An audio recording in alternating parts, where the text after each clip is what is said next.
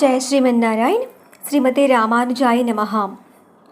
ఇవాళ శ్లోకంలో మనం సుఖదుఃఖే సమేకృత్వా లాభాలాభౌ జయాజయౌ తతో యుద్ధాయ యుజ్యస్వ నైవం పాపం మవాప్స్యసి. అంటే సుఖ దుఃఖాలను కానీ లాభ నష్టాలను కానీ జయాపజయాలను కానీ పట్టించుకోకుండా కేవలం యుద్ధము కొరకే నీవు యుద్ధము చేయవలసింది. ఆ రకంగా చేయటం వలన నీకెన్నడూ పాపం కలగదు అని కృష్ణ పరమాత్మ తెలియచేశారు. అంటే తాను కోరుకున్న యుద్ధాన్ని కోరుతున్న కారణంగా శ్రీకృష్ణ భగవానుడు ఇప్పుడు అర్జునుడితో యుద్ధము కొరకే యుద్ధం చేయమని నేరుగా చెప్తున్నాడు. కృష్ణ భక్తి భావనతో చేసే కర్మలలో సుఖము లేదా దుఃఖము, లాభము లేదా ప్రయోజనము, జయము లేదా అపజయము అనే భావన ఉండదు. ప్రతిదీ శ్రీకృష్ణుని కొరకు చేయాలి అనేది దివ్య చైతన్యము. అప్పుడు భౌతిక కలాపాలకు కర్మఫలము అనేది కలగదు. స్వీయ ఇంద్రియ భోగము కొరకు పనిచేసేవాడు అది సత్వగుణంలోనే కానీ రజోగుణంలోనే కానీ మంచి లేదా చెడు కర్మ ఫలానికి గురవుతాడు.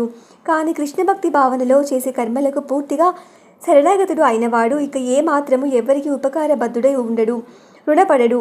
సాధారణ కలాపాలలో మనిషి ఉపకారబద్ధుడు అవుతాడు, రుణి అవుతాడు. దీనిని గురించి ఇలా చెప్పబడింది.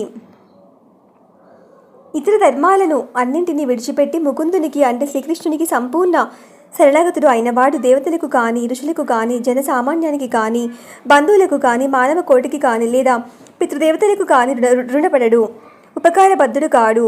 ఈ శ్లోకంలో ఇది శ్రీకృష్ణుని ద్వారా అర్జునునికి పరోక్షంగా సూచన చేయబడింది. ఆత్మ దేహము గురించిన ఈ విశ్లేషణ అధ్యయనము శ్రీకృష్ణ భగవానునిచే స్పష్టంగా వివరించబడింది.